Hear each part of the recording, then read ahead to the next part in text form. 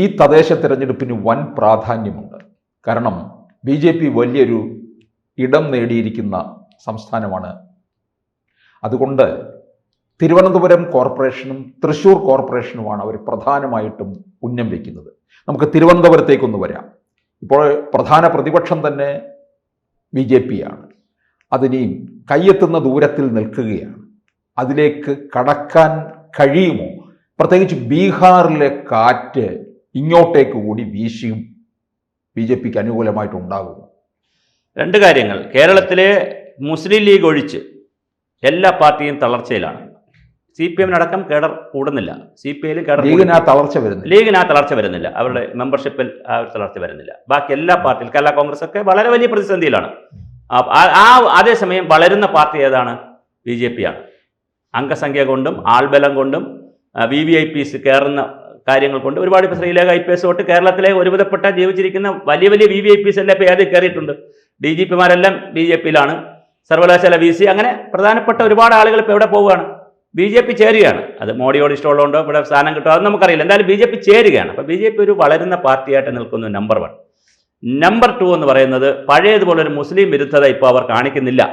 മുസ്ലിങ്ങളുടെ വീടുകളിലൊക്കെ പോകാൻ രാജീവ് ചന്ദ്രശേഖർ തീരുമാനിച്ചിരിക്കുകയാണ്. ഈ ഇലക്ഷനുമായി ബന്ധപ്പെടുത്തി അദ്ദേഹമല്ല പാർട്ടിക്കാർ. ക്രിസ്ത്യാനികൾക്ക് വലിയ ഒരു മമതാക്കുറവ് ആർക്കില്ല? BJP-യോട് ഇല്ല. നല്ല കുറേ മമതയുണ്ട്. മുനമ്പ കേസൊക്കെ വന്നപ്പോൾ ഒരുപാട് മമതയുണ്ട്. മാത്രമല്ല നമ്മളിപ്പോൾ ലിസ്റ്റ് പരിശോധിക്കുമ്പോൾ മലപ്പുറം ജില്ലയിലൊക്കെ ഒരുപാട് മുസ്ലിം ആളുകൾ ഏതിൽ കാൻഡിഡേറ്റാണ്? BJP-യുടെ കാൻഡിഡേറ്റാണ്. അബ്ദുൽ അസീസൊക്കെ കഴിഞ്ഞ പ്രാവശ്യം, അബ്ദുൽ സലാം VC ആയിരുന്ന സെൻട്രൽ യൂണിവേഴ്സിറ്റി VC, അദ്ദേഹം മലപ്പുറത്ത് സ്ഥാനാർത്ഥി വരെയായിരുന്നു, അബ്ദുള്ള കുട്ടി പോലെ. നമുക്ക് തിരുവനന്തപുരത്തേക്ക് വരാം. തിരുവനന്തപുരം കോർപ്പറേഷനിൽ കഴിഞ്ഞ പ്രാവശ്യം 35 സീറ്റ് ഉണ്ടായിരുന്നു. 10 സീറ്റ് കോൺഗ്രസിനും, അങ്ങനെ 45 പേര്, 55 സീറ്റാണ് CPM-നുണ്ടായിരുന്നത്. ഇപ്പോൾ ഒരു അപ്പർ എഡ്ജ് തീർച്ചയായും ആർക്കുണ്ട്? BJP-ക്കുണ്ട്. 2-3 കാരണങ്ങളാലുണ്ട്. ഒന്ന്, ശബരിനാഥിൻ്റെ സ്ഥാനാർത്ഥിത്വം ഒഴിച്ചാൽ ബാക്കി കോൺഗ്രസ്സിലെ ആ ഒരു 55 സീറ്റ് കിട്ടാൻ, അല്ലെങ്കിൽ 51 സീറ്റ് കിട്ടാൻ മാത്രമുള്ള ഒരു മാസ്മരികത എവിടെ ഇല്ല? കോൺഗ്രസ്സിലില്ല. കവടിയാറിൽ ചിലപ്പോൾ ശബരിനാഥ് ജയിച്ചേക്കാം. കാര്യം കവടിയാർ ഒരു എലൈറ്റ് ടീമൊക്കെ താമസിക്കുന്ന ഒരു വാർഡാണ്. അപ്പോൾ സ്വാഭാവികമായിട്ട് ചിലപ്പോൾ ശബരിനാഥ് ജയിക്കാം. പക്ഷേ എന്നാലും 10 സീറ്റിൽ നിന്ന് നേരെ 51 സീറ്റിലേക്ക് പോകാനുള്ള 41 സീറ്റ് ഒന്നിച്ച് പിടിക്കാനുള്ള ഒരു ആൻറ്റി ഇൻകംബൻസോ BJP വിരുദ്ധ വികാരമോ ഒന്നും എവിടെ ഇല്ല? തിരുവനന്തപുരം നഗരസഭയിലില്ല. നമ്പർ 1. നമ്പർ 2, BJP-യുടെ ഒരു അഡ്വാൻറ്റേജ് എന്താ? ശ്രീലേഖ IPS അവിടെ ഉണ്ട്. അത് സ്വാഭാവികമായിട്ട് ജനങ്ങൾ അവർ മേയറോ ഡെപ്യൂട്ടി മേയറോ എന്തെങ്കിലും ആവും എന്നൊരു ധാരണ വരുമല്ലോ. രണ്ടാമത് നമ്മുടെ പത്മിനി തോമസ് ഉണ്ട് ഇവിടെ. അങ്ങനെ തുടങ്ങി പിന്നെ VV രാജേഷിനെ പോലുള്ള, പിന്നെ മഹേശ്വരൻ നായർ ചെറിയ ആളല്ല. കോൺഗ്രസിൽ 20 വർഷം ഉണ്ടായിരുന്നു. അദ്ദേഹം ഉണ്ടായപ്പോഴെല്ലാം പൂജപ്പുര അദ്ദേഹം ജയിച്ചിട്ടുള്ളത്. അദ്ദേഹം വളരെ പ്രധാന. പിന്നെ നമ്മുടെ തമ്പാനൂർ സതീഷ് ചെറിയ ആളല്ല, കോൺഗ്രസിൻ്റെയൊക്കെ പ്രമുഖരാണ്. കരമനാജിത്ത്, പാപ്പനംകോട് സജി, ഗോപൻ, ഇങ്ങനെ തുടങ്ങിയിട്ടുള്ള ആശാനാഥ്, ഇങ്ങനെ അവരുടെ കാൻഡിഡേറ്റ്ഷിപ്പിൽ അവർ വളരെയധികം മുന്നോട്ട് പോയിട്ടുണ്ട്. ഈ തിരുമല അനിലിൻ്റെ ഒരു മരണവും പിന്നെ ഇന്നലെ ആനന്ദിൻ്റെ അതൊക്കെ ഉണ്ട്. അതൊക്കെ വളരെ പ്രാദേശികം നിൽക്കുന്ന എൻ്റെ വിചാരം. പിന്നെ ഒരു അണ്ടർസ്റ്റാൻഡിങ് ഉണ്ട് എന്നാണ് നമ്മൾ ഒരു കരക്കമ്പി, ഒരു വർത്തമാനം. കടമ്പള്ളി സുരേന്ദ്രൻ BJP-മാർ നല്ല ഡീൽ ഉണ്ടാക്കിയിട്ടുണ്ടെന്ന് പറഞ്ഞാൽ ചെമ്പഴന്തി ലോക്കൽ കമ്മിറ്റി അംഗം പറഞ്ഞു അവരെ പുറത്താക്കുകയൊക്കെ ചെയ്തെങ്കിലും ആ വിഷയം ഇവിടെ നിൽപ്പുണ്ട്. നമ്മളെ MM വിജയൻ മാഷ് പണ്ട് പറയും പോലെ, നിങ്ങൾ കുട്ടിയതല്ല, പക്ഷേ ചോദിക്കേണ്ടതാണ് പറയാം. പക്ഷേ ചോദ്യമുണ്ട്, ചോദിച്ചുപോലെ ചോദ്യം അവിടെ ഉണ്ട് എന്ന് പറഞ്ഞാൽ അങ്ങനെ ഒരു ഡീൽ ഉണ്ടോ എന്നൊരു ചോദ്യമുണ്ട്.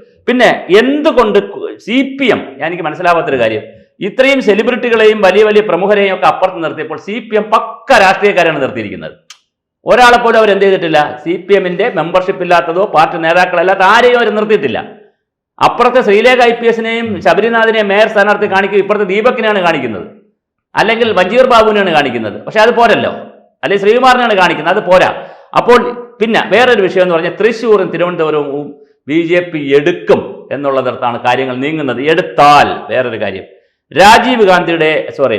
നമ്മുടെ രാജീവ് ചന്ദ്രശേഖറിന്റെ പേഴ്സണൽ മെരിറ്റായി എന്ത് വരും? തിരുവനന്തപുരം ജയിച്ചാൽ, തിരുവനന്തപുരം കോർപ്പറേഷൻ പിടിച്ചാൽ 50 നിയമസഭാ മണ്ഡലം പിടിക്കുന്നതിൻ്റെ ഒരു ഹൈപ്പ് എവിടെ കിട്ടും?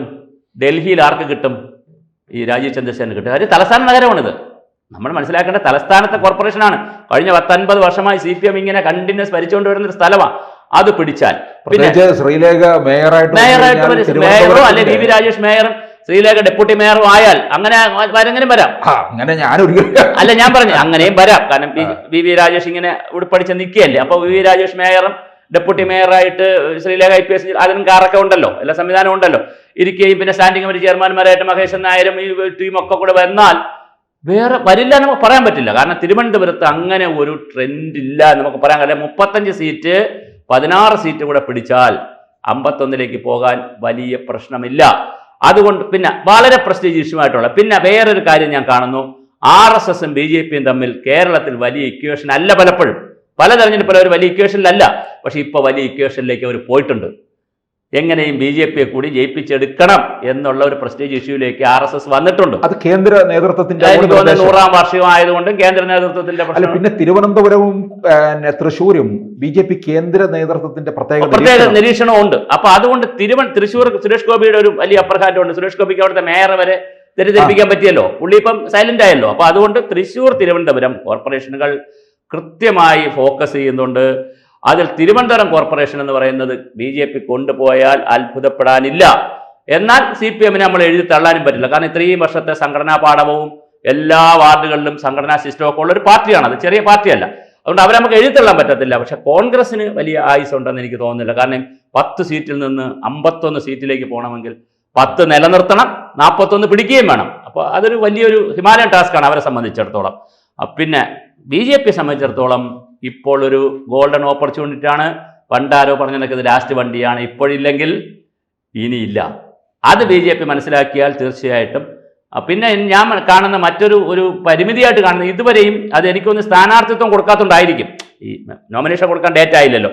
നോമിനേഷൻ കൊടുക്കാത്തതുകൊണ്ട് ഇലക്ഷന്റെ വലിയൊരു ഹൈപ്പ് എന്ത് ചെയ്തിട്ടില്ല, പ്രചരണ രംഗത്ത് വന്നില്ല. കുറേ ബോർഡും ബാനറും ഫ്ലെക്സും ഒക്കെ വരുന്നതല്ല, അതൊരു ഹൈപ്പിലേക്ക് വന്നിട്ടില്ല. ചിലപ്പോൾ ആ ഹൈപ്പിലേക്ക് വരാൻ ഈ 21-ാം തീയതി കഴിയുമ്പോൾ സ്ഥാനാർത്ഥിത്വം കൊടുത്തു കഴിയുമ്പോൾ ഒരു ഹൈപ്പിലേക്ക് വരും. പിന്നെ നമുക്ക് കുറച്ച് ദിവസമേ ഉള്ളൂ, 9-ാം തീയതി തെരഞ്ഞെടുപ്പാണ് അടുത്ത മാസം, പിന്നെ വളരെ കുറച്ച് ദിവസമേ ഉള്ളൂ. ആ ഹൈപ്പിലേക്ക് വരുമായിരിക്കും. തിരുവനന്തപുരം ചിലപ്പോൾ മാറി ചിന്തിച്ചാൽ അത്ഭുതപ്പെടാനില്ല. കാരണം തിരുവനന്തപുരം പലപ്പോഴും മാറി ചിന്തിച്ചിട്ടുണ്ട്, അങ്ങനെ ഒരു സ്ഥലമാണ്. അതുകൊണ്ട് ഈ തിരുവനന്തപുരം മാറി ചിന്തിച്ചാൽ കോർപ്പറേഷന്റെ ചിന്തിച്ചാൽ നിയമസഭയിലേക്ക് ഉറപ്പായും 3-4 സീറ്റ് വരെ. ഇപ്പൊ നിയമം നമുക്ക് എഴുതള്ളാൻ പറ്റത്തില്ല. BJPയുടെ കഴക്കൂട്ടം, വട്ടിയൂർക്കാവ്, തിരുവനന്തപുരം, ഇപ്പോഴത്തെ ആന്റണി രാജുവിന്റെ ഈ 4 മണ്ഡലവും നമുക്ക് കാട്ടാക്കടയിൽ നിരന്തരം കൃഷ്ണദാസ് അവിടെ ഉണ്ട്. IB സതീഷിന് മത്സരിക്കുന്നില്ല എന്ന് വിചാരിക്കും. IB സതീഷിന് 2 പ്രാവശ്യം കൊടുക്കാതിരുന്നാൽ കൃഷ്ണദാസ് അവിടെ തന്നെ ഉണ്ട്. പക്ഷേ കൃഷ്ണദാസ് IB സതീഷ് അവിടെ മത്സരിക്കുകയാണെങ്കിൽ കൃഷ്ണദാസ് IB ദാസും തമ്മിൽ വലിയ മത്സരമായിരിക്കും നടക്കുന്നത്. പകരം സ്റ്റീഫൻ വന്നാലും വലിയ മത്സരമായിരിക്കും. സ്റ്റീഫൻ അപ്പുറത്തെ അരുവിക്കരയിലാണ് ഇങ്ങോട്ട് മാറിയാൽ. ഇപ്പൊ അവിടെ പറഞ്ഞു കേൾക്കുന്ന ഒരു കരക്കമ്പി എന്ന് പറഞ്ഞാൽ സതീഷിനെ ഒഴിവാക്കിയിട്ട് സ്റ്റീഫൻ വരുമെന്നൊക്കെയാണ് കേൾക്കുന്നത്. 2 പ്രാവശ്യത്തിന്റെ വിഷയം വരികയാണെങ്കിൽ സതീഷ് മാറിക്കൊടുക്കണം. പക്ഷേ ഇപ്പോൾ പിണറായി അങ്ങനെയല്ല, നിൽക്കട്ടെ എന്ന് പറഞ്ഞ് ഇളവ് കൊടുക്കുമ്പോൾ സതീഷിന് ഇളവ് കിട്ടാൻ സാധ്യത. സതീഷ് പിണറായിയുടെ ഗുഡ് ബുക്കിലുള്ള ആളാണ്. അപ്പോൾ അതുകൊണ്ട് ചിലപ്പോൾ കിട്ടാൻ സാധ്യത. ഞാൻ പറഞ്ഞ ആ രാഷ്ട്രീയമല്ല, നമുക്ക് തിരുവനന്തപുരത്തിന് 3-4 സീറ്റിൽ വലിയ മത്സരം ഉയർത്താൻ ആർക്ക് കഴിയും? പിന്നെ ആറ്റിങ്ങൽ, ഈ 5 മണ്ഡലത്തിൽ വലിയ മത്സരം ഉയർത്താൻ BJPക്ക് കഴിയും. എത്ര ജയിക്കില്ല എന്നുള്ളത് വേറെ വിഷയം. പക്ഷേ അസംബ്ലി തെരഞ്ഞെടുപ്പ് അതിനുള്ളൊരു സൂചകമായിട്ട് കൂടി എന്ത് വരും? ഈ കോർപ്പറേഷൻ തിരഞ്ഞെടുപ്പ് വരാം. ഒരു കാര്യം കൂടി നിങ്ങൾ ശ്രദ്ധിച്ചോളൂ. പഴയ കാലത്താണെങ്കിൽ ഒരു BJPക്കാരനും കമ്മ്യൂണിസ്റ്റ് പാർട്ടി പോകില്ല. ഒരു കമ്മ്യൂണിസ്റ്റ് പാർട്ടിക്കാരനും എവിടെ പോകില്ല? കോൺഗ്രസിലേ പോകില്ല, BJP ഒട്ടും പോകില്ല. പക്ഷെ ഇപ്പൊ അതല്ല സ്ഥിതി. കോൺഗ്രസിനകത്തും കമ്മ്യൂണിസ്റ്റ് പാർട്ടിയിലും ചാഞ്ചാടി നിൽക്കുക. അവർ നേരെ അടുത്ത മാരാർജി ഭവനിലോട്ട് കയറുകയാണ്. അവർക്ക് പിന്നെ വേറെ ഓപ്ഷൻ ഇല്ല. ഒരു ആദർശവും ഒന്നും പ്രശ്നമല്ല. അവർ ഇതുവരെ കൊണ്ട് നടന്ന ഒന്നും വിഷയമല്ല. അപ്പം വേറൊരു രാഷ്ട്രീയത്തിലേക്ക് പോവുകയാണ് കേരളം. അതിൽ BJPക്ക് വലിയ വളർച്ചയാണ് ഉണ്ടാകുന്നത്. നമ്മളത് കാണാതിരുന്നുകൂടാ. തിരുവനന്തപുരം കോർപ്പറേഷൻ BJP പിടിച്ചാൽ അതിലൊരു അത്ഭുതവും സംഭവിക്കാനില്ല. ഒരു പക്ഷേ മറ്റൊരു കാര്യം കൂടി തിരുവനന്തപുരത്തുണ്ട്, അതുകൂടെ പറഞ്ഞ് നമുക്ക് അവസാനിപ്പിക്കാം. BJP, കോൺഗ്രസ്, കമ്മ്യൂണിസ്റ്റൊക്കെ അവിടെ നിൽക്കട്ടെ. 10-50 വർഷമായി കമ്മ്യൂണിസ്റ്റ് പാർട്ടി ഭരിക്കുന്ന സ്ഥലത്തൊരു മാറ്റം വേണം എന്നൊരു തോന്നൽ സാധാരണ ജനങ്ങളുടെ ഇടയിൽ വന്നു തുടങ്ങിയിട്ടുണ്ട്. അത് ക്യാഷ് ചെയ്യാൻ പറ്റിയാൽ തീർച്ചയായിട്ടും BJP ഇവിടെ വന്നിരിക്കും. കൂടുതൽ വാർത്തകളും വിശേഷങ്ങളും നിങ്ങളിലേക്ക് എത്താൻ ABC മലയാളം സബ്സ്ക്രൈബ് ചെയ്യുക, ബെൽ ബട്ടണും അമർത്തുക.